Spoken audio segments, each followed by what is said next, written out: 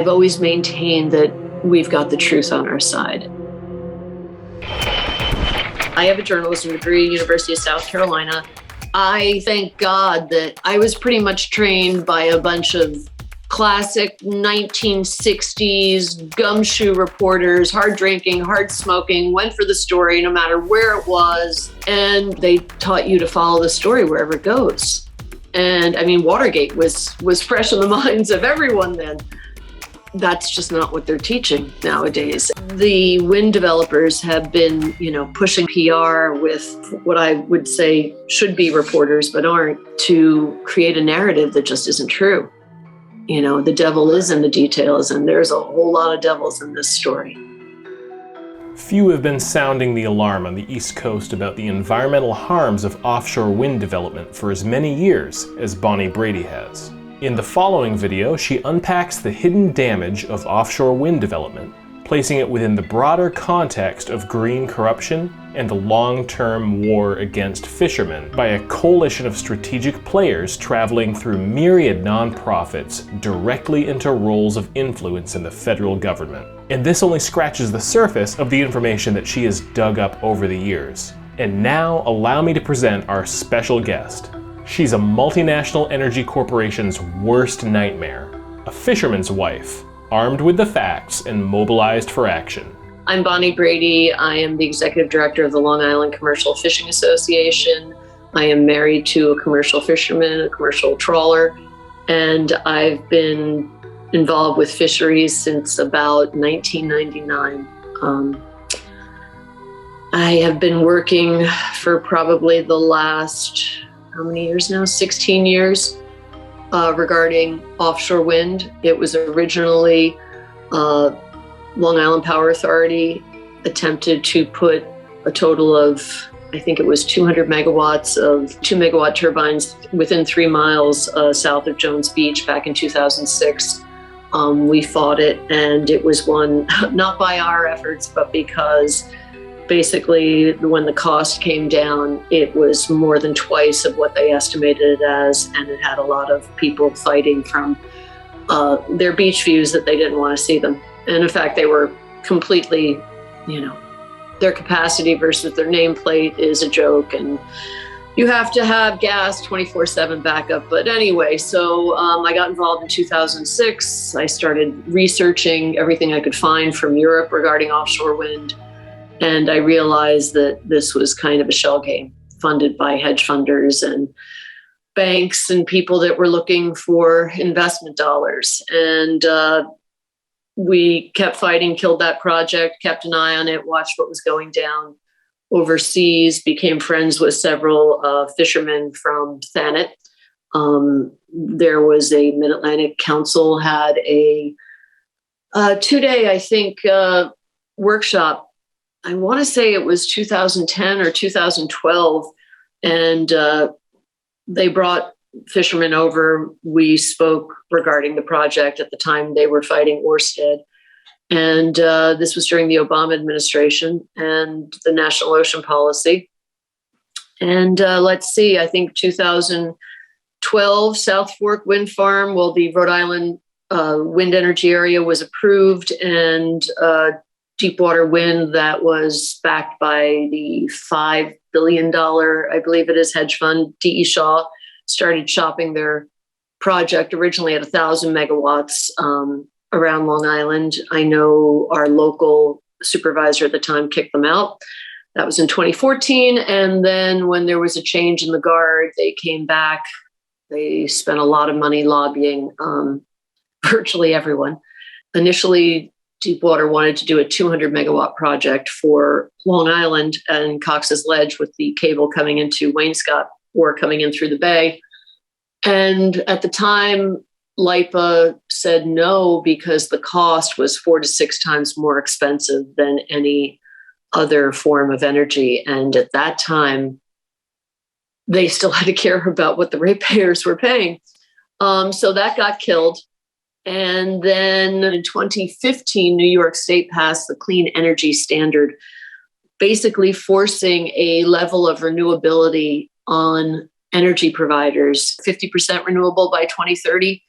So that forced all energy providers to now purchase renewable energy as part of their portfolio. And so back in 2014, when Deepwater got kicked saying, no, it's 4 to 6 times more expensive, we can't do that to the ratepayers, suddenly, hey, let's do it now because it's not about the cost. We have to include renewable in the portfolio. So the pilot project allowed them to basically do that. And lo and behold, Deepwater Wind got it for 90 megawatts. A lot of this that occurred during the Obama administration started with Secretary Salazar's Smart from the Start program, which in their eyes, they wanted to speed up renewable energy, but it actually goes all the way back to the Clinton administration and a fellow named David Hayes, who was very involved in the renewable energy push then. Then during the Bush years, it became slightly quieted. And then when Obama got into office, they re-gigged that. And it actually came, a lot of the push from the environmental groups came through because of national ocean policy that was funded by Packard and Moore.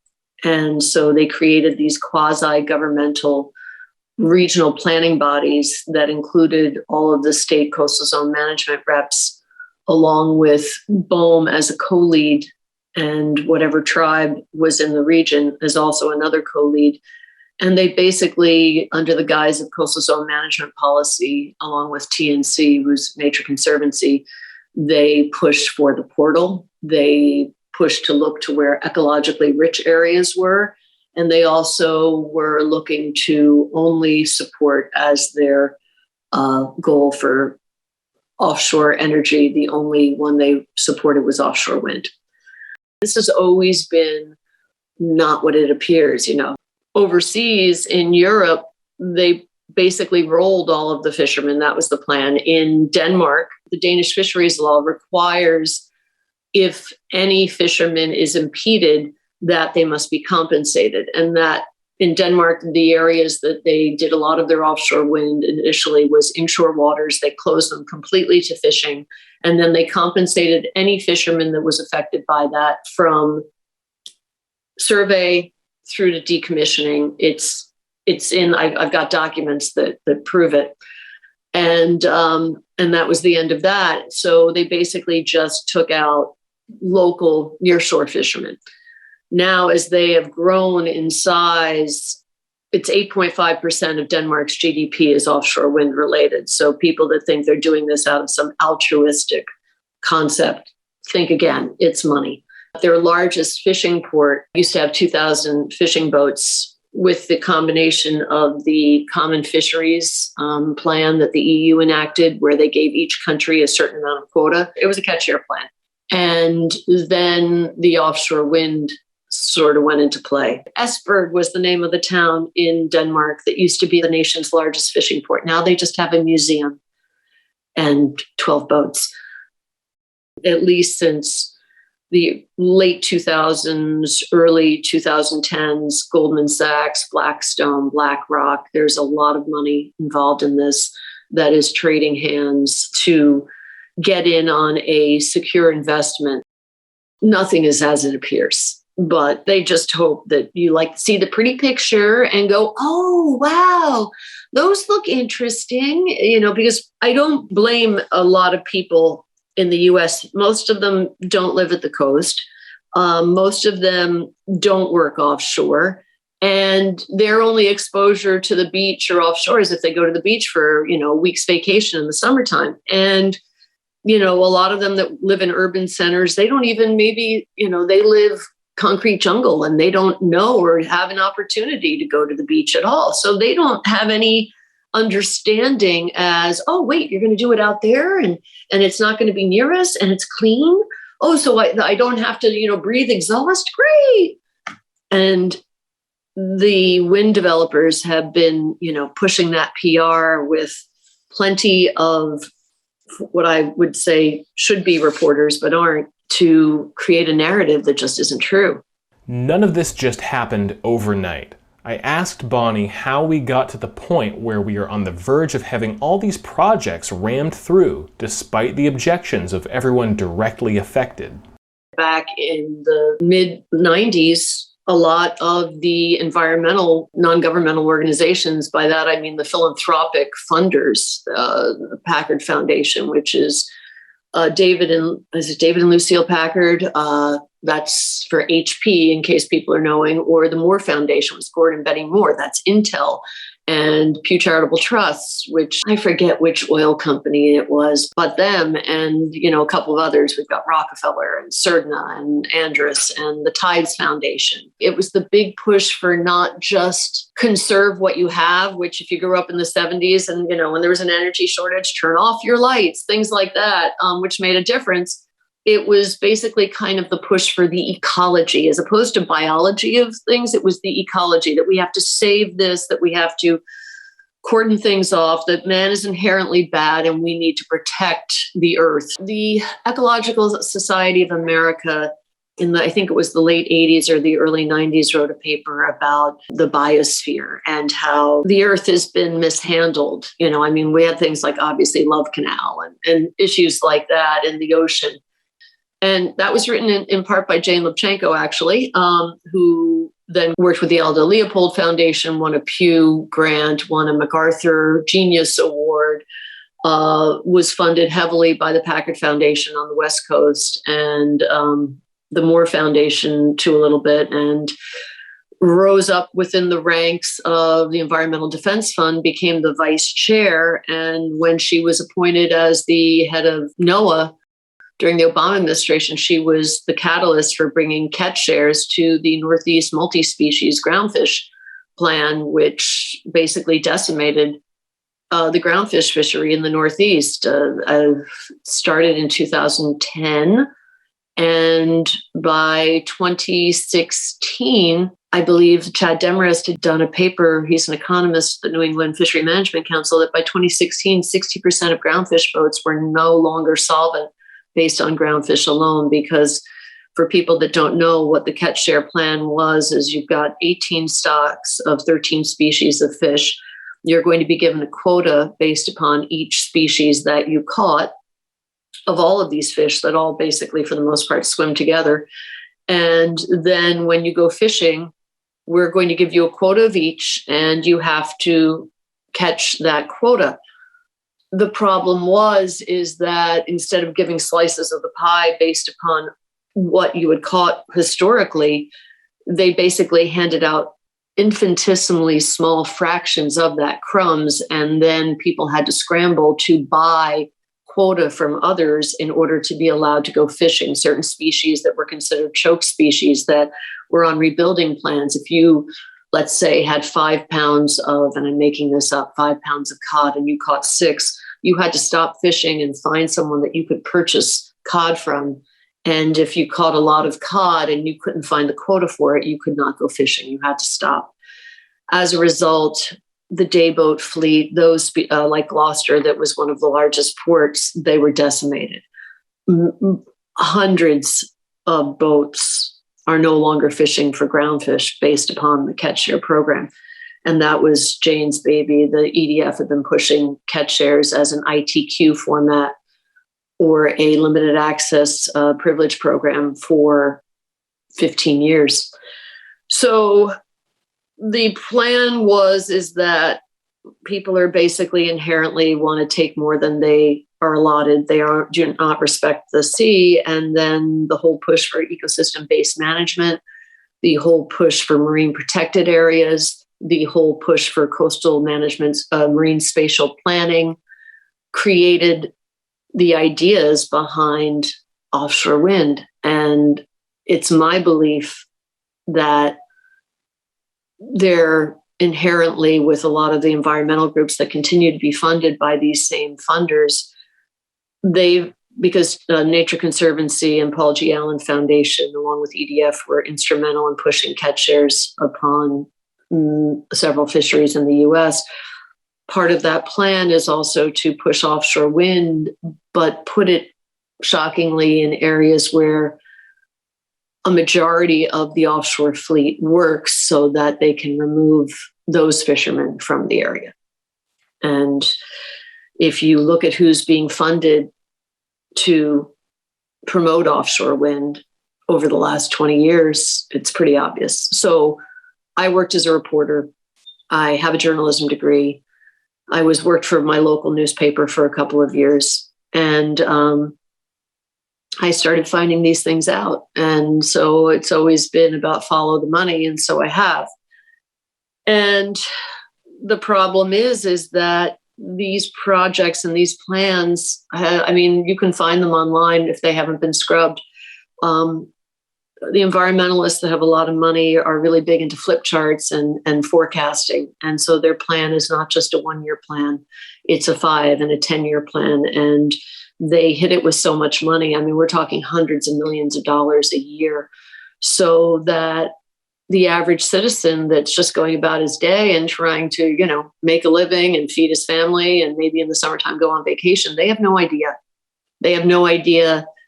They kind of understand what commercial fishing is, but if they read National Geographic, it looks like, ooh, nets are bad, and obviously fixed gear is bad, and all of these things are bad, and they haven't really been told what the U.S. has done to maintain sustainability over the last 20 years, because that would go against the mantra of, those that are funding. And unfortunately, in some cases, even our National Marine Fisheries Service, we've got people that have been appointed to political positions depending upon the administration, and it's kind of a revolving door. During certain administrations, people go in and work to help continue the kind of shadow plan. And,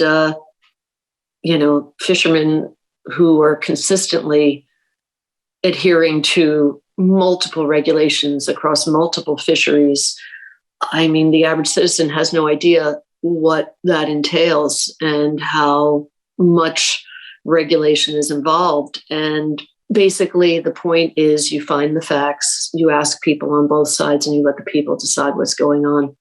The last 20 years has been anything about that, but that. I found something, and I don't think you can see it backwards now. There's this new group out called Solutions Journalism. And a reporter that I know from the Cape Cod Times that has written quite a bit on gear issues along with lobstermen and fixed gear and the North Atlantic right whale. That reporter is part of something called the solutionsjournalism.org, which I'll read it to you briefly, is transforming news is critical to building a more equitable and sustainable world.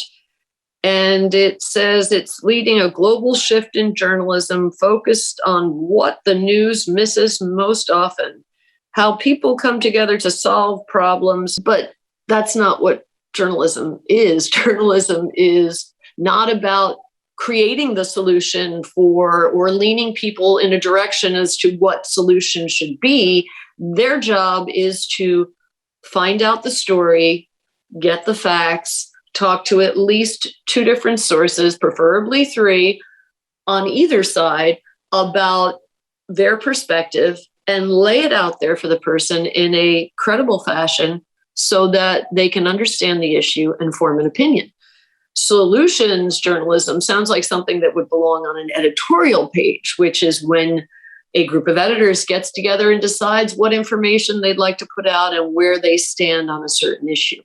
Completely separate. However, this is not the only one. They've been doing this since the 1990s. The Aldo Leopold Foundation, Scripps has a service that does this. Many other places, the idea of speaking truth to power, teaching scientists how to speak so they can be interviewed for Senate hearings. They go through these workshops where they tell the story and people work to, where's your hook? What exactly are you trying to say? What your buzzwords are? You'll hear tipping points. Tipping points has been a frequent buzzword within the weaponization of the right whale. Remember International Fund for Animal Welfare's C.T. Harry in my original video? Here's another piece of his testimony from the hearing we referenced then. That risk reduction needs to be increased to ensure that the deaths and serious injuries do not push the species past an irrecoverable tipping point. Tipping points. That was created by the NGOs 20 years ago as a cluster word that they use within something in order to create a dire outlook. Science used to be about publishing versus perishing. That was the phrase. You publish or you perish. You're a scientist, you work for a university, you have to write, studies, and you have to write reports that go into major journals to show I'm doing X and here's what we're doing. Now it's bring in outside sources of income or perish. And that means grant money. And the grant money is how scientists and entire universities get paid. For the scientists, I didn't know this. I guess I was ignorant. But for example, if you are an offshore wind company and you do fund a study with a state university, the scientists that are involved in that university, because they're only paid 9 months out of the year, I believe, and I think that's across the board. I don't know. I'm not in academia. I don't know about, the heads of departments.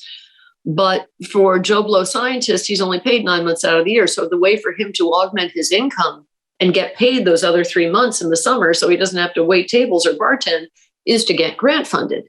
And so as that grant money comes in, if you work for in New York State, a state university, you can actually track professors and see what money they've made in their salary and how much of it is salary and how much of it is, how that changed.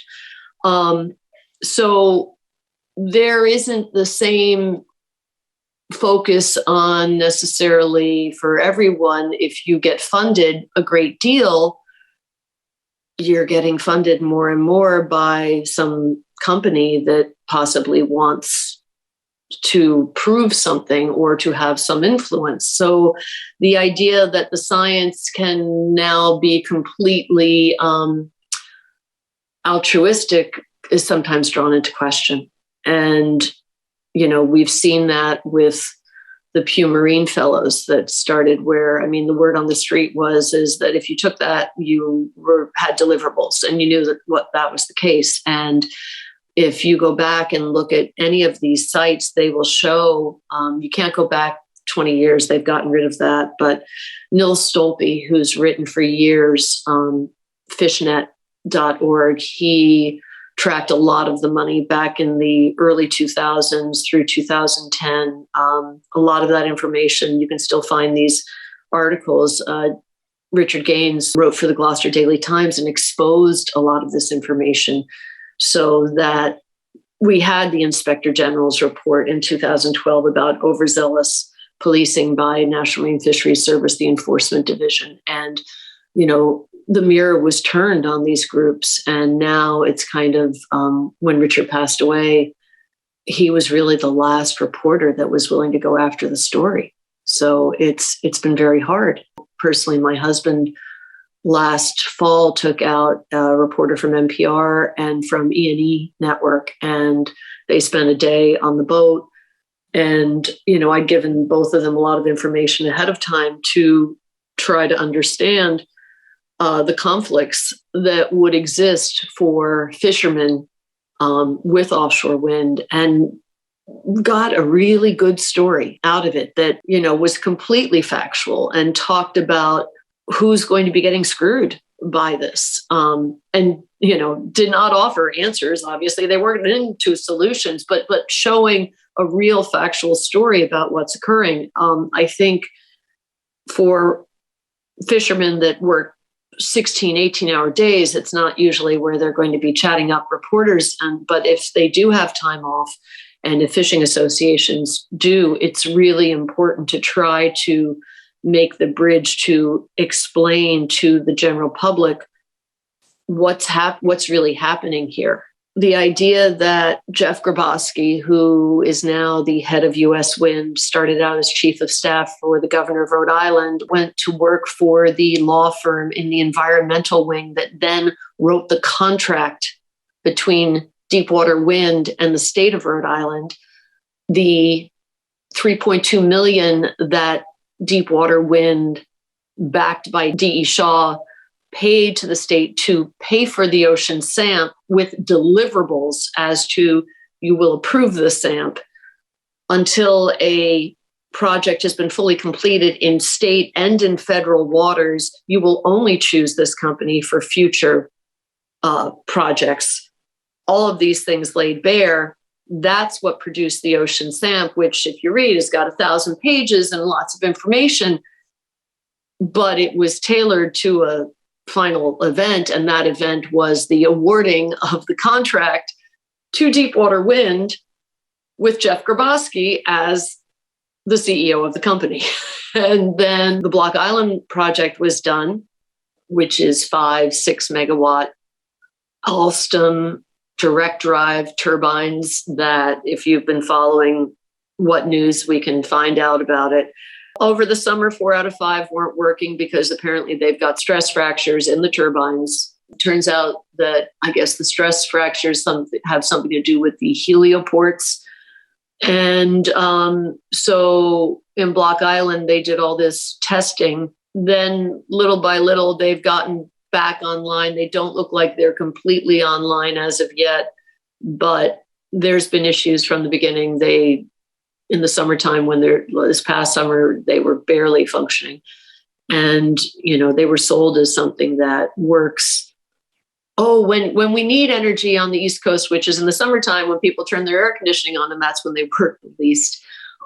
Since the cables were put in 8 months later, one of the cables became exposed. Well, there's one from the wind farm to Block Island, and then there's the other one from Block Island to Narragansett. The one from the wind farm to Block Island was the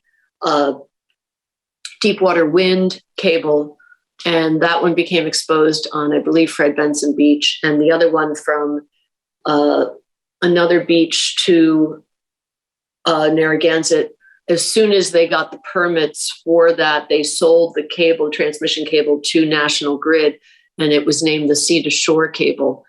And that's the one that's been exposed 8 months after, a large free span, about 150, 200 feet off the water, right on this beach. And apparently, as we speak, they are supposed to be bringing equipment to try now for the third time to fix the cable and resplice it and resync it under a south-facing beach. And they wound up stretching the cable a little bit too much, so they knew there was a problem from the beginning. The Coastal Resource Management Council said, okay, we don't believe this is going to work, so we want you to go this many feet deep from the high water, the mean water line, because we don't think it's going to work. And sure enough, 8 months later, it didn't work. If people follow me on Facebook, or they can, actually, you don't have to follow. I think I just put this stuff out publicly. I've been trying to, document this sad story of Block Island that is, like everything else, the emperor's new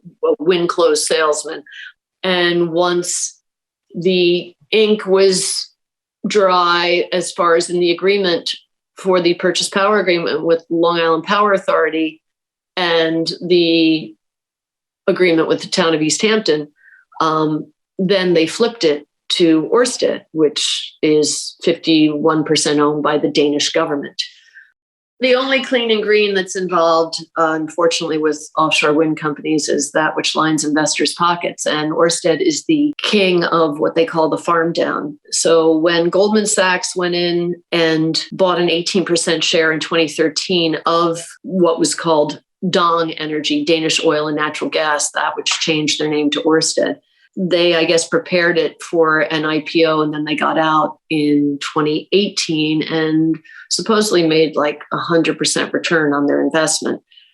Ørsted goes in, they bid on these projects, and in many cases, I don't know for Ørsted, but I know for Copenhagen Infrastructure Partnership, that is the one for the Vineyard Wind project, they were funded by a group called Pension Denmark originally, which is one of the largest labor pension funds in Denmark. So what seems to happen, from what I'm able to understand, is whoever the company is, they go in, they bid the project, they use pretty much their own boats, the jack-up barges, et cetera, to build them. And of course, the people that are working there, whether they're foreign nationals or employees of the country, then they get money out of their pension fund, docked in their pay, goes back to the pension fund or Ørsted or whomever goes and bids on another place. Then as soon as they build them, because everybody now through the ESG, everybody needs green energy. We need to all be renewable. So they're all looking for a way to basically greenwash whatever they do.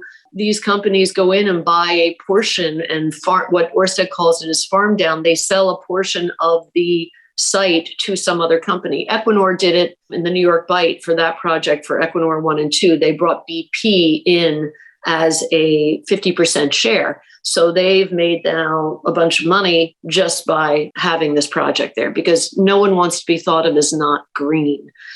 But if the average person knew what they call green is, what pile driving with a 35 to 50 foot wide hammer with, 350,000 pounds of pressure, in which they basically beat a steel stick into the ocean ground, 35 to 65 hits per minute, and which emits not only low frequency sound capable of deafening whales and killing fish, but there's something also called particle motion, which is kind of like a concussive wave of sound, kind of like, I used to be a paramedic, so they talk about trauma and explosions. And what explosions do is basically, they shake the person and then the internal organs are shook inside of that. It's a concussive wave and it kind of ripples out. That, in addition to the sound of low frequency of just hitting the hammer again on the ocean floor, you've got the sand there. And so basically you've got this kind of slam and then the concussive waves of sound, kind of like when you drop a drop of water into a flat pool and you see how it goes out. The particle motion also can kill fish. So that's one. And then after they finish pile driving the ocean floor to take this, giant structure, 850 feet tall, the size of 30 Rock, in case anyone's wondering. And then you take hundreds of miles of at least foot wide electrical cables that you jet plow them or you trench them, or in some cases you level sand waves, which for those of us involved with fisheries, we know that sand waves are considered a critical essential fish habitat for certain species that live in sand throughout their life cycle. I have to jump to this. People hear, oh, you're going to put in steel. Oh, it's going to create reef. Oh, we'll have more fish. What people don't understand is that the ocean isn't an aquarium. And when you put in structure, you create reef because basically invasives stick to whatever you put in the ground, and or certain animals that like to have structure. But not every fish in the sea likes structure, and not every species of fish needs structure at certain, whether they're larvae, whether they're young, whether they're full grown.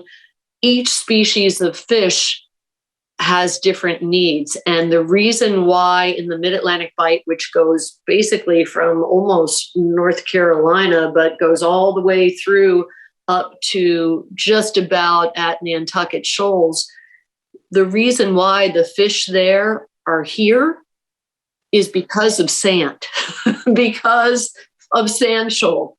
And so that's really important to this area.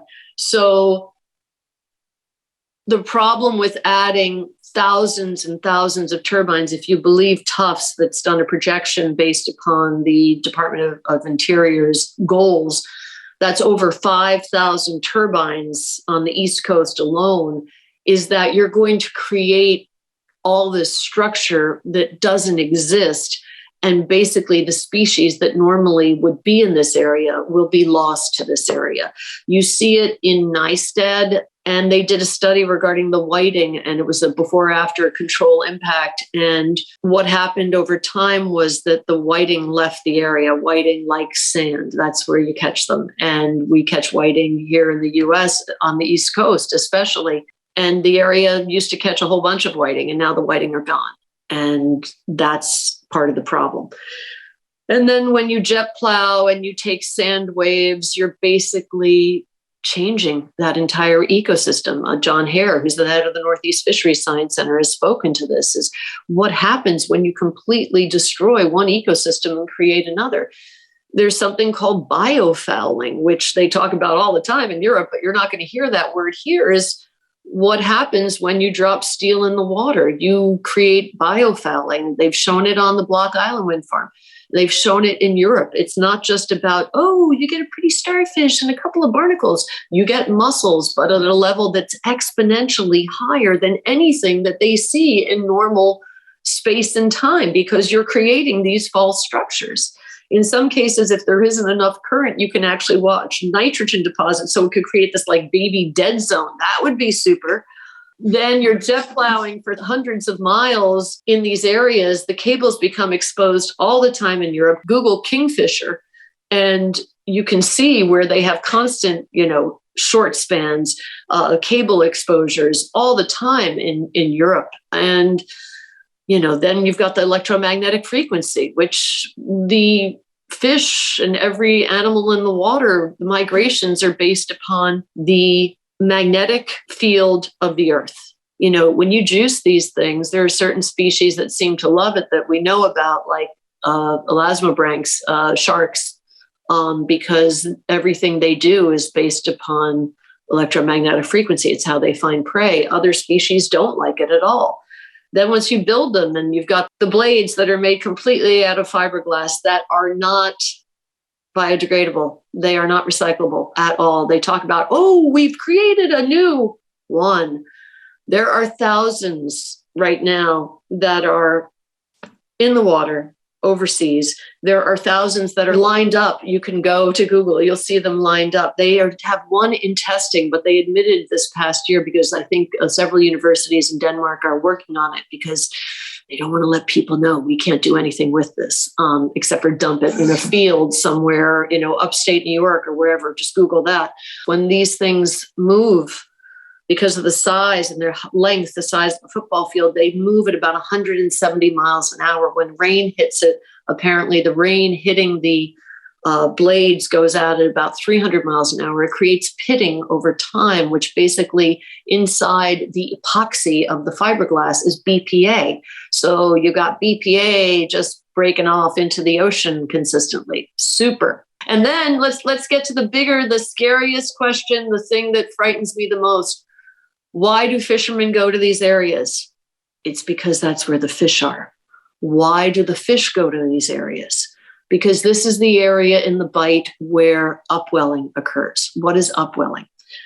Upwelling occurs when the currents of the air moves the water flow in a way that creates waves, creates tides. The mixing of the wind with the current is how the ocean basically, upwelling is when food from the bottom comes to the top and along the whole water column. And I'm butchering this, forgive me if you're a scientist and you're watching this, but I've come to understand it's basically where the primordial goo happens that draws phytoplankton, zooplankton, everything, copepods, where everything goes and gets its food, and then fish eat fish throughout their life cycles and so forth and so on.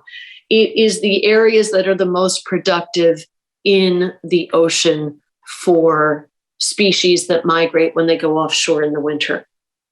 Where are they putting these turbines? Right there. So we know that turbines, they steal wind from each other. There was a company called DNVGL that put out a paper several years ago going, hey, we're wrong on the modeling. It turns out that once you put one wind turbine in front, every turbine after doesn't get the amount of wind because the ones in front are blocking. It's called blocking effect.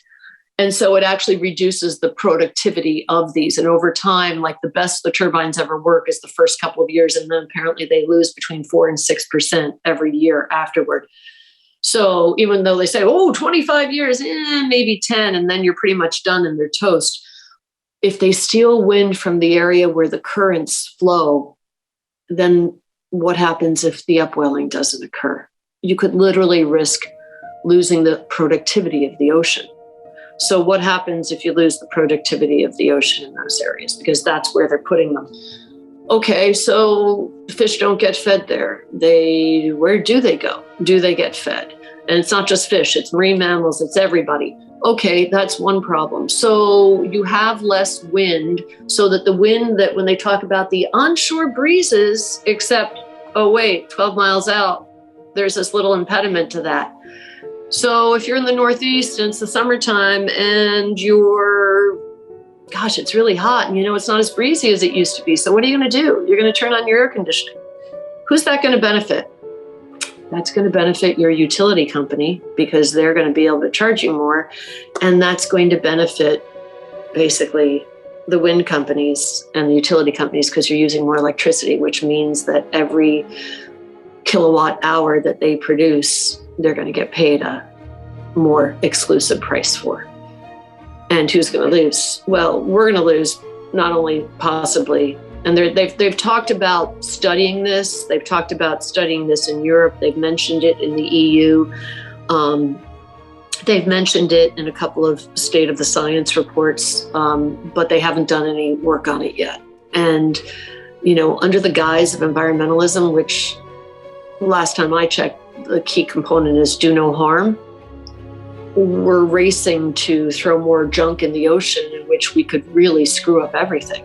Because of the wind farms reducing the wind flow, it will actively create a scenario where the sea surface temperature will heat up, which mimics climate change. So part of the push by the NGOs and everyone on the dole of big green has been, well, we have to do this for climate change. However, what they're going to do will help to accelerate the concept that they're pushing of climate change. And yet when you go and you talk to managers, they talk about, well, but we're not going to know about whether the fish change in their migrations or because of climate change. So it's this perfect be-all, catch-all, when in fact these machines that they're going to be putting out to industrialize our ocean may be the real reason for serious and severe climate change that affects the fish. This is another point that can't be emphasized enough. The entire pretext for filling the oceans with industrial wind complexes is that it must offset climate change. And yet the very function of these wind turbines will change the climate, reshaping water and wind currents in such a manner that contributes to warming, which I thought we wanted to avoid at all costs. And then there's the question of how much heat will be produced by the energy generation between the turbines, the transmission cables, the substations. I mean, all this infrastructure certainly isn't going to cool the ocean, and it's not a question of whether it will put off heat into the water, but how much. And also, if the architects of these projects are so concerned about CO2 causing warming, why aren't other modes of warming considered to be threats? Look at Ørsted's Sunrise wind development, which is one wind farm where we can verify that each turbine contains sulfur hexafluoride. Sulfur hexafluoride is a greenhouse gas that is more than 23,000 times more potent in its capability to warm the atmosphere than CO2 is. Note the clearly marked graph that charts SF6 relative to CO2. That graph comes from the University Corporation for Atmospheric Research, the entity which manages the National Center for Atmospheric Research on behalf of the National Science Foundation. So those are a lot of establishment credentials. The wind lobbyists are going to have a hard time discounting this issue. The proposed antidote to climate change has the potential to cause massive climate change, and this is conveniently left out of most of the media discourse on the subject. It's kind of this total black hole where they guarantee, well, we have to do this because of climate change, but in fact, what we're doing will create climate change. And then there's no way to prove, as fishermen, there's no way to prove, wait a minute, you're doing something that's creating more problems than what we have right here. And why are you making this decision that we should choose energy over food? I mean, didn't we learn from COVID? Food matters. National food security matters. People that don't understand that pick your fishery management plan, and it's 500 pages of information that we have to go through, and that each and every fish is measured and has to be sustainable no matter what gear type you use. But if a situation occurs, we need to be able to feed our people. And this idea that foreign government-owned energy companies, Statoil, which is now Equinor, 67% owned by the Norwegian government, Ørsted, which is 51%, CIP, which isn't owned by the foreign government, maybe it's owned by one of the pension firms, Shell even, all these, they're multinational corporations. They are not doing it to be altruistic.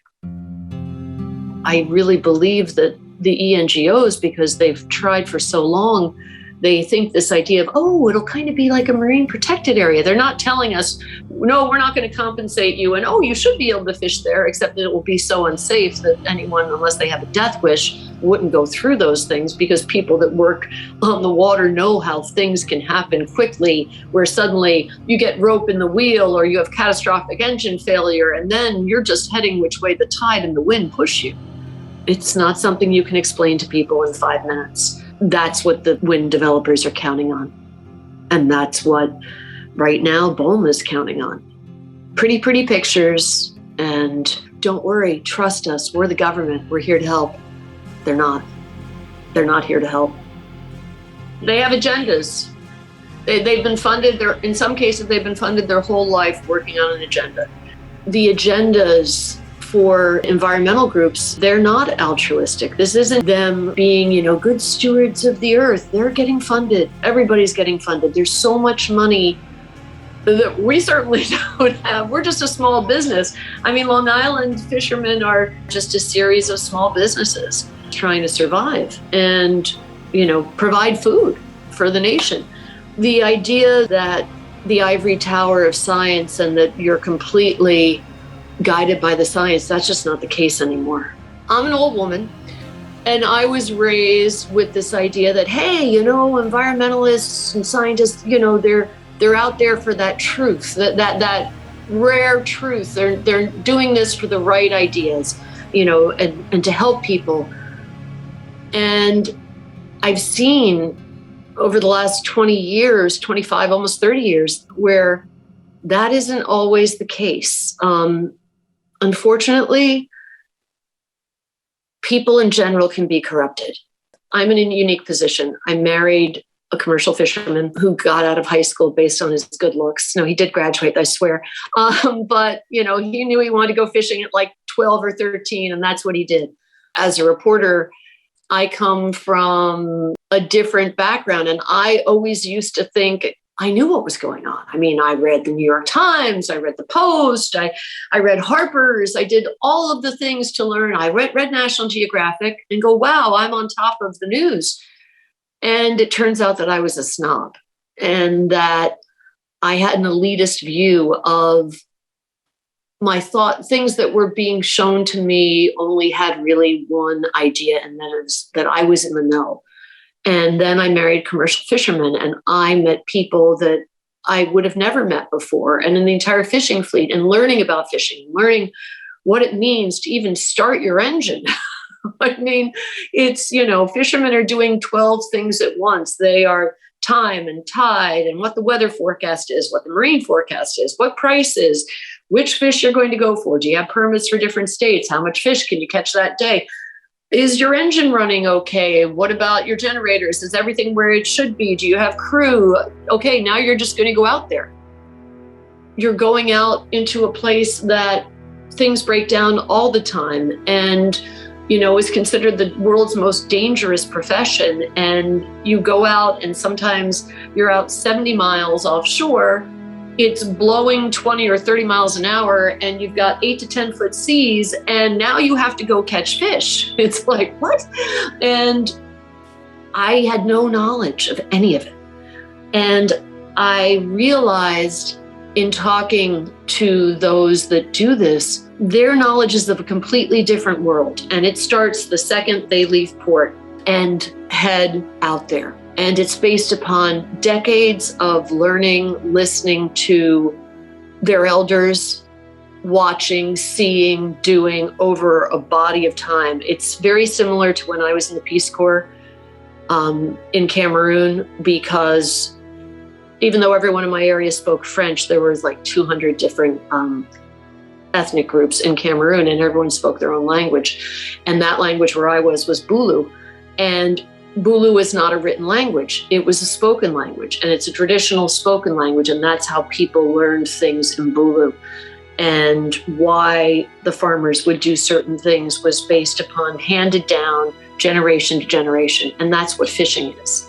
And does that make them any less of a biologist, as in right there, you know, exhibiting, watching like Thoreau or anyone else? No, that's how these guys have learned over time. And they watch and they see, and the phrases and the hangbooks and the old charts. And this is like when you're talking about migrations of fish, this goes over decades of time, you know, something that was a big fishery back in the 80s or whatever, and then it just disappeared. And then suddenly in the early 2000s, they're right back there and huge and thick. And people on land don't know that knowledge. And most scientists haven't a clue, because there are very few. Years ago, they used to work with fishermen a lot more, but there's kind of has gone on to what I talked about at the beginning, the ecology tract.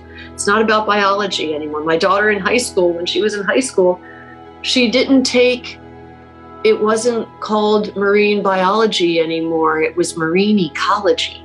And even her biology class wasn't a biology class. It was an ecology class. And that has more to do with this concept of saving and protecting than it does about learning what the species are and how they react. And things have changed. There's been a push to influence science and academia in ways that for the average person is subtle and they wouldn't know. But it's also part of the reason for the push for this renewable ideal. And the idea is a great one, except in practice, when you look at the materials used for windmills, or if you look at the materials for solar, or if you look at the materials for biogas or anything else, or biofuel, it all sounds good until you get to the nitty-gritty. And then you realize there is no free lunch, that all energy, nothing wears a halo. And it's a matter of deciding and taking long, hard looks at the differences and then trying to make decisions that are well-rounded. And when you have an administration that decides we're going to go great guns and we're going to do 30, and when you hear the Secretary of the Department of Interior say, when people are saying, well, but some fishing groups are concerned, and the response, I believe, was, well, we'll get it done. Then in that case, when I've spoken to scientists, when you see the papers, when you see the documents, they're going, wait, don't run too fast. Take your time, do NEPA, make measured decisions. And instead, it's just all the baby's being thrown out with the bathwater. It's it's unconscionable. It's also shocking, and it's also terrifying. This is a 20-year plan. Some of these environmental groups, I feel that what they've done is they've taken the money, right? So they are beholden to spout the party line. And they were willing to drink the bitter Kool-Aid because they think it's a way to get rid of a majority of the offshore fleet. And they've been trying to do that for years. But if you talk to some of them, those that haven't signed non-disclosure agreements, because those that have can't say anything. They've signed non-disclosure, non-disparagement clauses, so they can't say a word. But I would tell everybody that's good at the internet to go to the NOAA IHA for marine mammals. That's the incidental harassment authorization. That's where NOAA gives approvals for survey work or for construction and operation of these wind farms. And go to the public comments, and you'll see several of the environmental organizations are saying, hey, wait a minute, you're not looking at the cumulative impacts of all of these surveys on the right whale. this might be an issue and here's what you need to do. Or wait a minute, there's some issues that we really need for you to look at regarding the construction operation. Now, are they doing a presser like they would if we dropped one extra hook in the water? No, it's there buried in a lots of bureaucracy. And for people that have the time to be able to, or for like members of the fishing industry associations that take the time to really research this stuff, we know where the issues are. I've talked to bunches of fishermen in Scotland, in England. Everybody can Google THANET, THANET, NASA offshore wind, and you will see literally the THANET wind farm from space with sediment plumes 6 kilometers long, with widths up to 500 feet wide, 24/7. That used to be an area where the THANET fishermen used to gill net for cod. Well, guess what? Cod don't like 24/7 sediment plumes. Kind of makes it hard to breathe. And that whole area was destroyed because Ørsted put it in there and never paid attention to where the tide was. As a result, they effectively changed the tidal patterns of that area. These aren't clean. They're not green. It's the emperor's new wind clothes salesman. That's what this is. Pay no attention to the men behind the curtain or women. It's for people that don't have familiarity with the water. The average American is being had. And, you really have to do your homework. And I say that and I feel bad saying that because the average American, they're too busy trying to raise their family, and they're told, oh, it's going to be that renewable is cheaper than any other form, which is absolutely not true.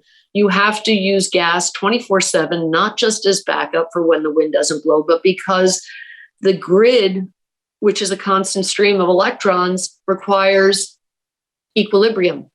And so when you get a intermittent source coming in, you have to match it with a certain amount of gas.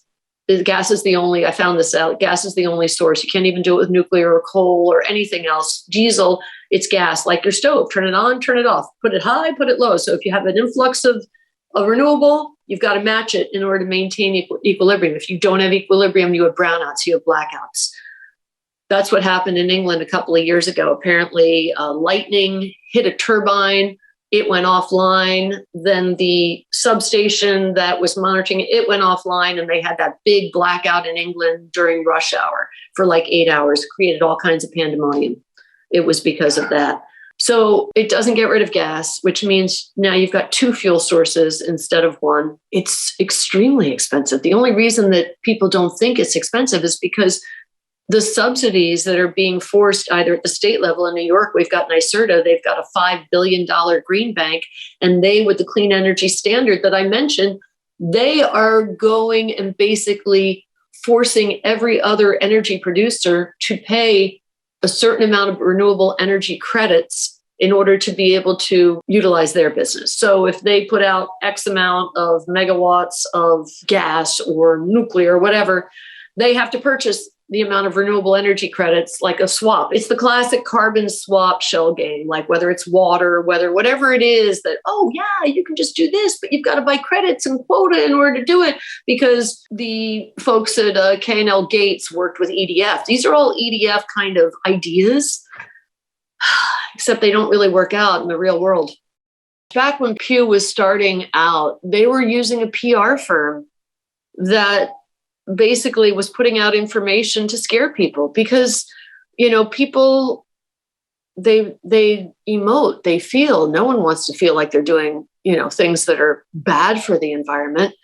And they've looked to scientists as being somehow the holy grail. And it's just not the case. I mean, even like when they pushed ecosystem-based management way back in the day, this was Compass, which was Jane Lubchenco, Andy Rosenberg, who was the head of GARFO when it was called NERO. He was Jane Lubchenco's graduate student when he went to OSU, when they were pushing the whole theory of marine preserves, theories of ecosystem-based management. They were like, oh, well, 99 out of 100 scientists agree, and I'm exaggerating, but like a majority of scientists agree. And it was something like, I don't know, 150 or 120 people signed on to a document from the AAAS, which is the Association for the Advancement of, I think, American Sciences or something like that. And it turns out there's like 6,000 members. So no, but if you fund all the same groups and you are pushing an agenda, and suddenly 50 different environmental groups, all within a period of several months, all come out with press releases and press conferences and symposiums, et cetera, and they're all saying the same thing, people that don't know they're getting funded to do that are going to go, wow, is that a big deal now? I didn't know. It's like plastic straws, which, yes, no one should be throwing straws anywhere. They shouldn't necessarily have to use them. But is that the most raging issue for the United States? Is it the most pressing concern? Shouldn't we be securing our national food supply? Shouldn't we be promoting the idea of sustainable fishing, which exists right here in this country, over other countries where there are no imports, which come flowing in, only 10% are checked, and they have no regulations? The aquarium over on the Monterey Bay Aquarium, their list of appropriate seafood species, for years, if it was a net, oh no, bad. But if it was a hook, okay. They were allowing troll caught fish from Mexico or somewhere else where the guys were literally indentured slaves on the boat. And sometimes these guys were jumping off the boat if they could to try to get away, and they couldn't swim. But it's like, as opposed to here in the US, where every single step of the way, your mesh size, where you can fish, where you can't fish, when you can, how much you can catch, all of those things were specifically tailored to prove the sustainability of the resource. But it's easy to take a picture and make people believe something that isn't true versus actually take the time to explain it to them. They're pushing an agenda. They're creating tipping points. If enough people say it in enough different venues, the public tends to believe it because they've grown up being told the environmentalists are here to help us, except when they're not. Except when they have an elitist view as to how things should be run, kind of like the same folks that jet over to Davos. Maine and other fixed gear fishermen are going to, be forced into a type of technology that hasn't really been tested well, based upon a fear that I'm not sure has been scientifically proven. Obviously no one wants to be at the hands of hurting whales at all. But a majority of the whales that have been affected in the last 10 years, it's been for the most part apparently not past Gulf of Maine, but in Canadian waters, and cruise ships seem to be whacking whales more than anything else. And yet the small boat fisherman, the small business, is the low-hanging fruit. Now that certain people are in positions of power, they want to try within a certain time frame get as many restrictions placed upon many more fishermen, and basically what feels like, frankly, get rid of as many of us as they can, not looking at the bigger picture as to food and communities. And some people are like, oh, well, fishermen, they can work on wind farms instead. That's completely false. Most of these boats are foreign flagged. They're coming in with their own employees. They're not for a second, we'll create the pathway to jobs. Fishermen are fishermen because that's what their specialty is. It's a highly specific skill set that most people have no idea about and most people couldn't do. And this idea that an industry should be so maligned and so negatively portrayed, when 30 years ago they were looked at as heroes that fed people. People need to look as to why that ideal has changed so dramatically. And a lot of it has to do with the funding of these groups. And as far as in, helping the right whale, work on different technologies. Fishermen are the first people to figure out a way to make things work. Because when you're 30 or 20 or 10 miles offshore and something breaks down, you got to figure out how to work around it. They are the kings and queens of MacGyverism. But at the same token, don't put them in a position where you're going to bankrupt their business that they've worked hard their entire life for, without showing definitive proof that their impact is great. Everybody should be working together on this. But you also don't decide, hey, we have to worry about the right whale, it's a big issue, and then decide you want to pile drive the ocean from Nag's Head all the way up to, I don't know, I guess Massachusetts, right where the right whale migrates, and pile driving for, if they put all they want to put in, approximately like 10 years of pile driving, 12 hours a day at low frequencies that will clearly risk injuring, harming, and deafening a whale. And you can, once again, Google Oceania and a deaf whale is a dead whale is the story. Or harassing them so that they leave the areas that they've gone to for decades to eat or breed or feed or even communicate with others, so that if a young whale, because I should explain, pile driving happens at a low frequency. It's a low frequency sound that's the most harmful. Baleen whales hear in low frequencies, and baleen includes minke whales and the North Atlantic right whale. They risk the most from being in the hot zone area when that pile driving occurs. Not only for deafening, which is called permanent temporal shift in hearing, PTS, or the temporary temporal shift in hearing. It's ludicrous that they're regulating fishermen and not regulating and stopping the wind industry from doing something that has much more of an effect than what has been shown to be the case historically from the fishing fleet.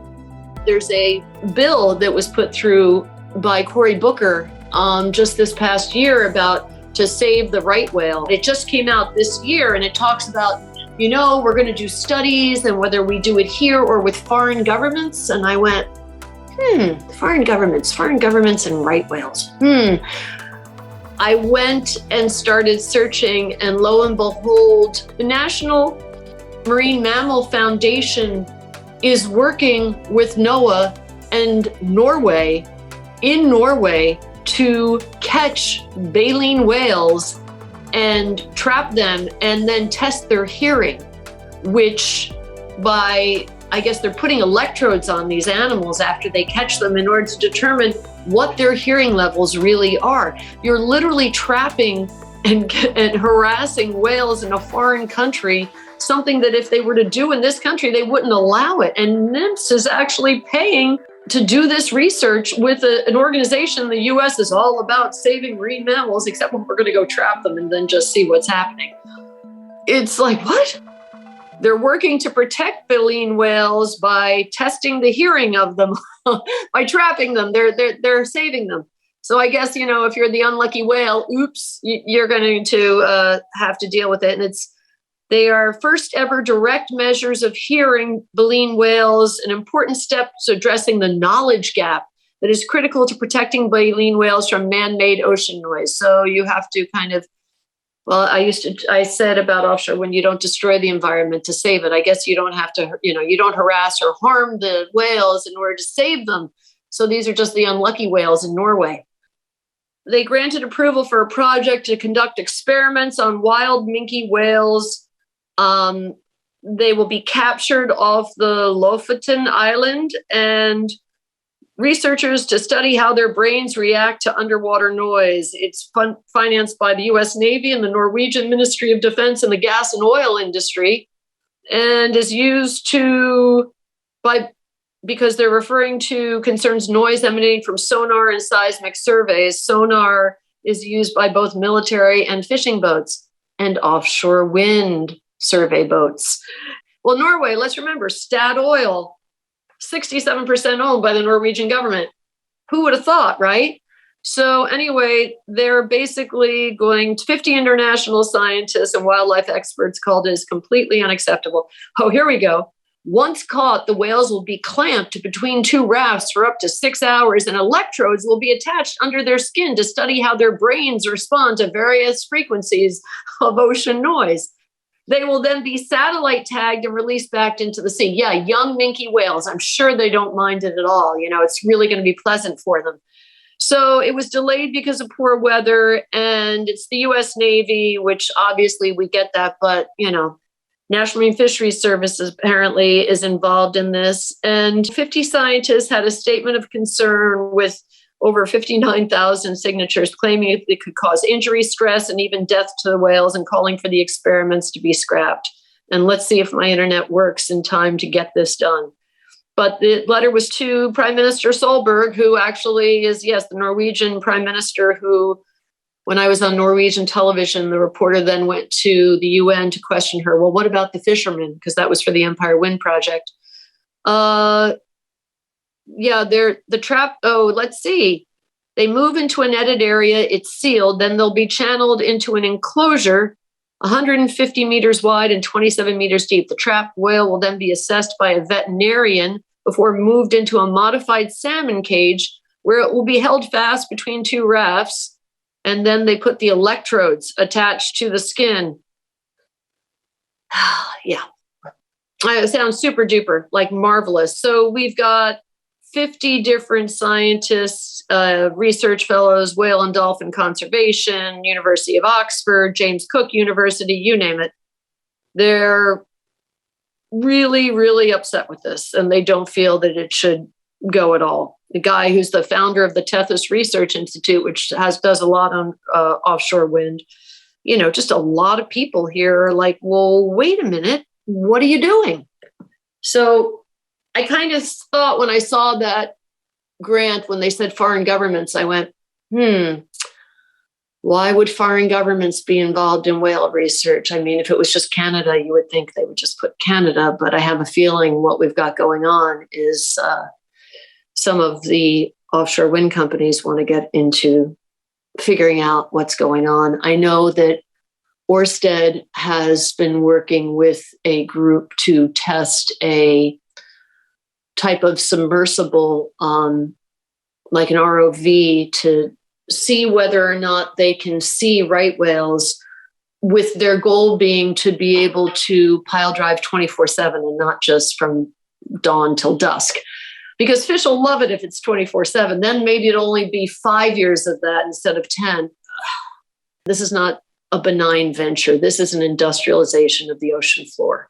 This is basically creating a steel forest. I mean, the Rhode Island, Massachusetts wind energy area alone is 2/3 the size of the Grand Canyon National Park, end to end. They want basically turbines 1 nautical mile in every direction. Imagine that as your view from the viewing stand at the Grand Canyon National Park.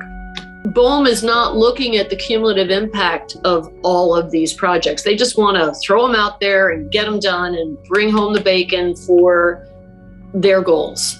And since when do you literally, in essence, kind of pave the ocean floor for hundreds of thousands of miles and throw up substations? I mean, literally Sunrise Wind, they want to do a cooling water intake station, which basically means in their case, they want to take 8.1 million gallons of seawater daily, suck it through the substation, release it as 90-degree effluent into the water column, because that's how a substation apparently cools in order to make the conversion from alternating current cables to DC current, because then that cable has to travel 115 miles to another on-land substation.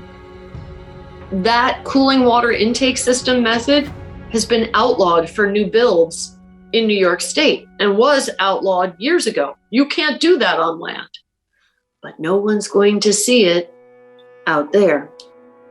I wonder what larvae think of 90-degree effluent daily.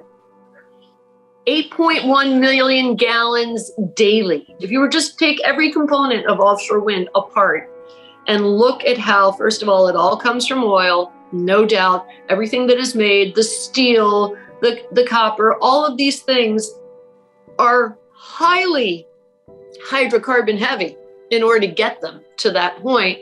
And this idea that 10 years of spinning is somehow going to make up for what you had to do to get there is a fallacy. It's just a fairy tale, and it's a bad, evil fairy tale that they just kind of hide over in the corner. Don't look there. No. Just look at us. Pretty pictures. Oh, look, windmills.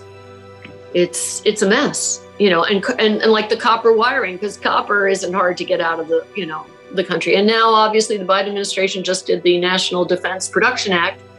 And so they're going to do increase their mining under the guise of, for rare earth minerals for renewable projects.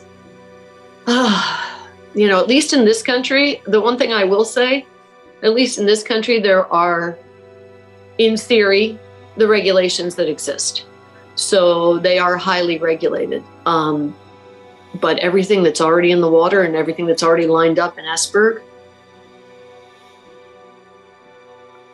everything that's coming and being made from other countries, and the supply chain is apparently faltering completely, because are they doing a lot of that work themselves? Probably not, even though they have quite a few workers in Esberg now. But Chinese steel, all of these things, it's not, you can't, getting a stamp and being told, so it's like being told that something is organic. Really?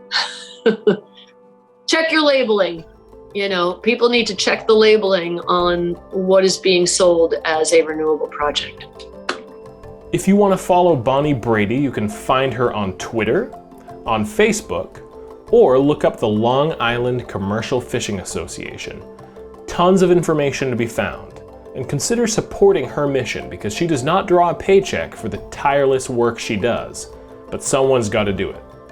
I want to thank contributors Steve Russell and Jesse Albert, because without help from them and folks like them, I wouldn't be able to get videos like this done. And especially Bonnie Brady, not just for taking the time to do an interview with me, but for all of the work she does, raising awareness about these key issues.